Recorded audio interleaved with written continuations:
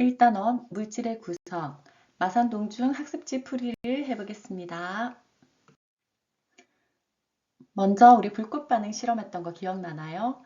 불꽃 반응 실험할 때 이곳에 어떤 원소가 포함되어 있는지 불꽃색으로 알아보는 실험이었습니다. 실험 과정은 은박 접시에 시약을 넣고 에탄올을 부어줍니다. 불을 붙이기 위함이겠죠. 그렇게 해서 불이 붙은 다음에 불꽃색을 관찰해서 기록합니다.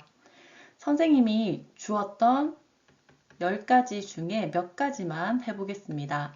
질산구리, 황산구리는 모두 초록색이 나타났을 겁니다. 물론 청록색이라고 생각할 수도 있겠죠. 따라서 불꽃색이 같은 물질에 공통으로 들어있는 원소를 찾으라고 하면 둘 다 같은 색, 이때 공통으로 들어간 원소는 구리임을 알 수 있습니다. 따라서 구리는 초록색을 띈다 라고 말할 수 있었습니다. 이 밖에도 나트륨은 노란색 혹은 주황색 불빛이 난다는 것을 알 수 있었습니다. 이런 탐구를 통해서 어떤 결론을 내렸나요? 원소의 불꽃색을 이용해서 불꽃색으로 원소를 구별할 수 있다라는 결론을 내릴 수 있겠죠. 자, 주방에 있는 흰색 가루를 가스레인지 불에 붙였더니 살짝 노란색, 주황색 빛이 났다. 이 가루에 포함된 원소는 무엇일까요? 자, 노란색, 주황색 불빛이라고 하니까 나트륨이 포함되어 있음을 알 수 있습니다. 아마 소금이겠죠? 소금은 염화 나트륨이 들어있기 때문에 노란색 불꽃색을 띠게 됩니다. 자, 다음은 이온에 대해서 배우면서 했던 학습지입니다. 플로리는 원자 번호가 9번입니다. 9번이라는 뜻은 원자핵의 전하량이 플러스 9, 양성자가 9개란 뜻이겠죠. 그리고 그 주변에 전자가 9개가 있다는 뜻이 됩니다. 그죠? 자, 그래서 플로리는 원자핵의 전하량이 플러스 9이고 전자의 개수는 9개이다. 이것을 원자 모형으로 나타내면 가와 같이 그릴 수 있다. 플로리는 다른 원자와 있을 때 전자 1개를 얻어 라고 했습니다. 그러면 원래 전자가 9개인데 여기에 전자를 하나 더 얻게 되면 10개가 되겠죠. 그러면 플러스 전하량보다 마이너스 전하량이 많아지고 1이 더 마이너스 전자가 많은 F 마이너스가 잘 됩니다. 이온이 된 후에는 원자에게 전하량은 그대로 플러스 9이고 전자의 개수는 10개로 변하게 됩니다. 그래서 이온 모형을 그려보면 원자핵의 전하량은 플러스 9가 그대로고 그 주변을 움직이는 전자의 개수는 10개가 됩니다. 자, 이온이 전하를 띠고 있다는 것을 어떻게 확인할까요? 자, 우리는 여기에서 전기력을 이용할 텐데요. 전기력이라고 하면 플러스와 마이너스 전하 사이에 서로 끌어당기는 인력이 있다는 것을 이용할 예정입니다. 자, 이온은 양이온과 음이온이 있습니다. 따라서 전극을 꽂았을 때 양이온은 마이너스로 끌려가는 힘이 있고 음이온은 플러스로 끌려가는 힘이 생기게 됩니다. 자, 그러면 주어진 것을 보겠습니다. 진한 황산굴이 파란색 수용액을 준비한다. 전류가 잘 흐르는 종이에 플러스 극과 마이너스 극으로 전류가 흐르게 하고 종이 가운데다가 진한 황산구리 수용액 한 방울을 떨어뜨린다. 자, 전류가 흐르게 종이를 만든 다음에 한쪽은 플러스 극, 한쪽은 마이너스 극으로 전류가 흐르게 하고 한가운데 종이에 진한 황산구리 수용액을 떨어뜨린다 라고 되어 있습니다. 자, 그리고 전류를 흘려주면 어떻게 될까요? 파란색은 어디로 이동할까요? 라고 있는데 여기 힌트가 있습니다. 황산구리는 물에 녹으면 CuE 플러스와 SO4 2 마이너스 이온으로 분리되고 파란색은 구리 이온 때문에 나타난다 라고 되어 있습니다. 그러면 먼저 구리 이온과 황산 이온으로 분리가 되고 파란색을 띠는 구리 이온은 양이온이기 때문에 마이너스 극으로 끌려가게 됩니다. 따라서 파란색은 마이너스 극 쪽으로 이동하게 됩니다. SO4 마이너스인 황산이온은 무색이기 때문에 플러스 극으로는 색이 이동하지 않겠습니다. 그래서 결국 파란색은 어느 극으로 이동할까? 네, 마이너스 극으로 이동한다. 왜냐하면 구리이온은 양이온이므로 마이너스 극으로 끌리게 됩니다. 자, 만약에 K 플러스와 MnO4 마이너스가 결합한 과망가니즈산 칼륨의 보라색 수용액을 넣으면 색깔은 어느 극으로 이동할까요? 라고 되어 있는데요. 보라색은 음이온 때문에 나타난다고 나와 있습니다. 그렇다면 K 플러스와 MnO4 마이너스 이온 중에 음이온인 과망가니즈산 이온 때문에 나타난다고 했으니까 색깔은 음이온이 끌려가는 플러스 극 쪽으로 이동하게 될 것입니다. 자, 이번에는 앙금 생성 반응에 대해서 해볼 텐데요. 자, 먼저 사전 지식이 필요합니다. 지금 우리가 하고자 하는 건 소금이라고 불리는 염화나트륨과 질산 수용액을 섞었을 때 어떤 반응이 일어날까에 대한 걸 순서대로 만들어 보았습니다. 우리가 소금이라고 부르는 물질의 정식 명칭은 염화나트륨이라고 합니다. 염화나트륨은 음이온인 염화이온과 양이온인 나트륨이온이 결합해서 만들어진 물질로 화학식은 NaCl이라고 합니다. 그리고 이 물질은 물에 잘 녹기 때문에 앙금이 되지 않는다고 얘기해요. 그렇게 가라앉지 않는다는 얘기겠죠. 자, 그러면 소금은 원소일까요? 아니죠. 더 이상 분해되지 않는 성분을 원소라고 하는데 소금은 염소와 나트륨으로 분해되므로 원소가 아닙니다. 그리고 소금은 염소와 나트륨인 두 종류의 원소로 되어 있고 그 원소는 나트륨과 염소입니다. 소금은 물에 녹으면 양이온인 나트륨 이온과 염소 이온으로 나뉘어집니다. 자, 다음은 방금 염화나트륨을 보았고요. 이제 질산은에 대해서 살펴보겠습니다. 질산은은 음이온인 질산이온과 라고 되어 있는데 질산이온은 NO3-입니다. 양이온인 은이온은 은이온은 Ag+입니다. 이건 교과서에서 찾으면 되겠죠. 가 결합하여 만들어진 물질로 화학식으로는 AgNO3입니다. 이 물질도 물에 잘 녹아 앙금으로 가라앉지 않고 물에 녹으면 색을 띠지 않습니다.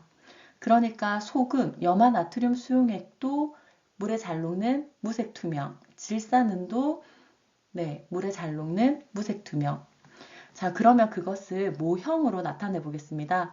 먼저 염화나트륨을 모형으로 나타내면 고체 상태일 때의 모습입니다.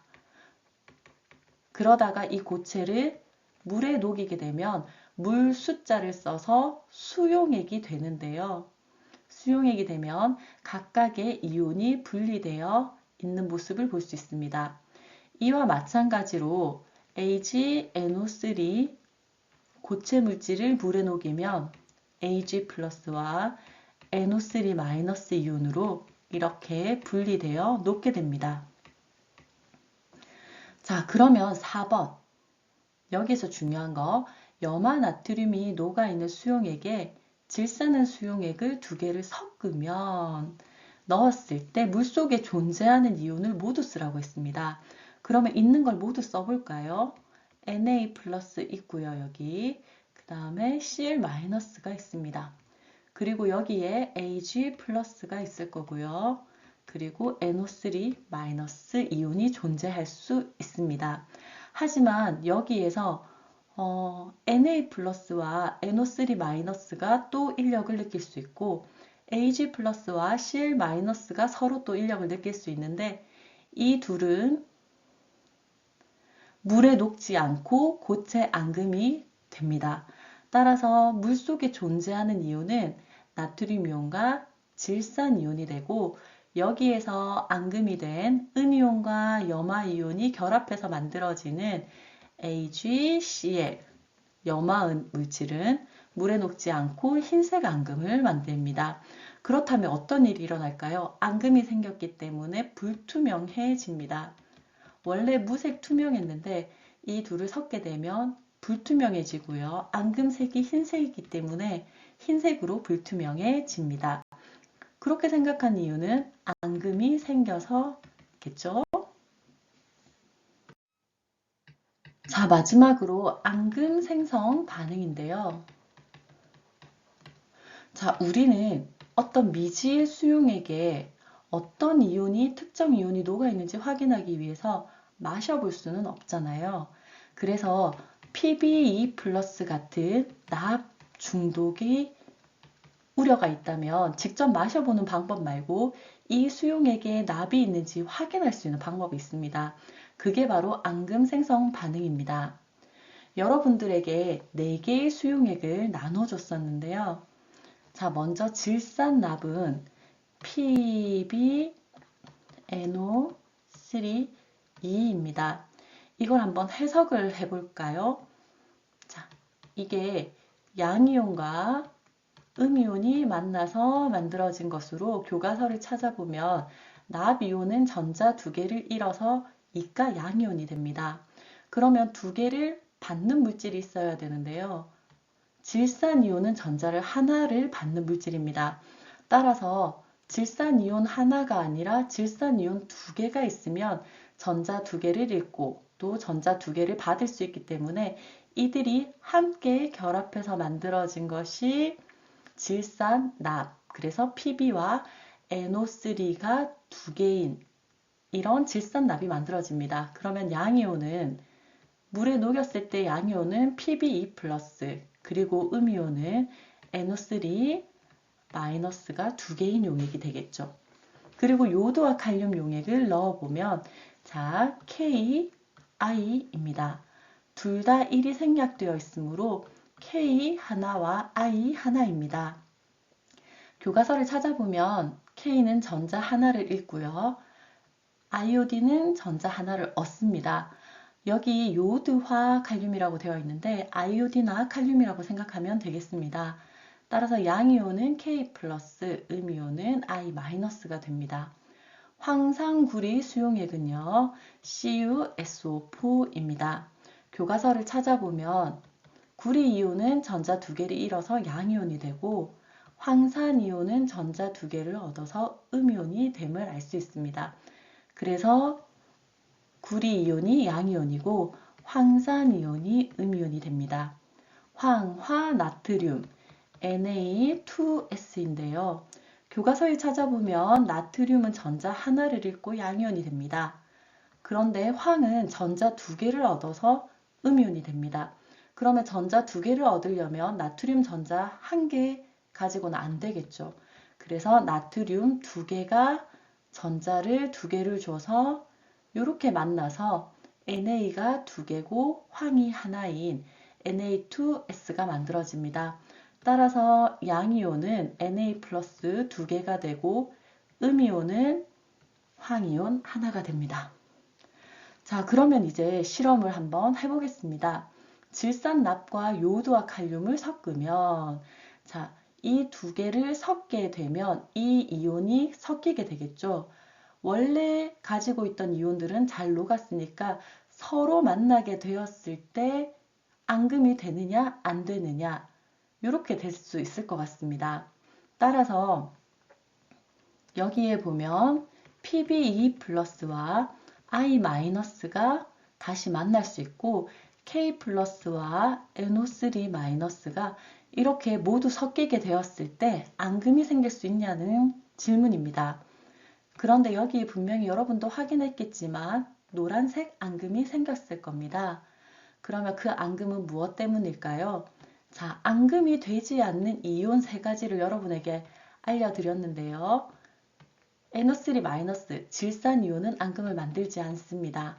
그리고 나트륨 이온, 칼륨 이온은 앙금을 만들지 않습니다. 자, 그러면 이들은 앙금을 만들지 않고 이들이 앙금을 만들게 될 텐데요. 그러면 PB와 I가 만나서 앙금을 만들게 됩니다. 그런데 아이오딘은 전자 하나를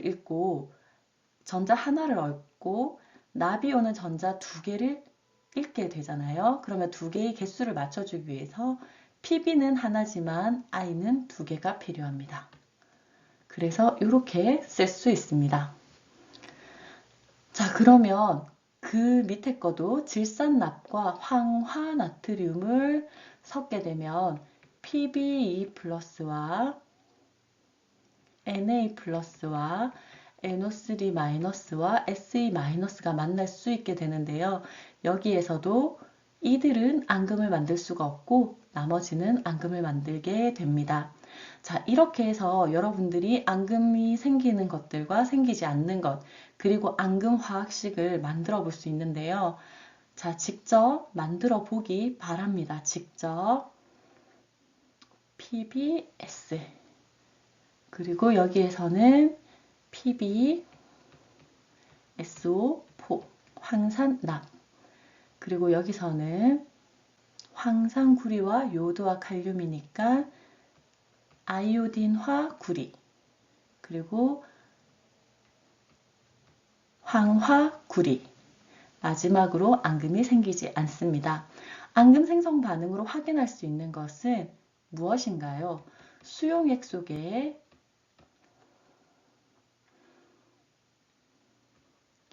들어있는 이온의 종류를 알 수 있습니다. 자, 용액 속에 나비온이 들어있는지 확인하려면 어떻게 하면 될까요? 구체적으로 방법을 쓰고 예상 결과를 쓰라고 했습니다.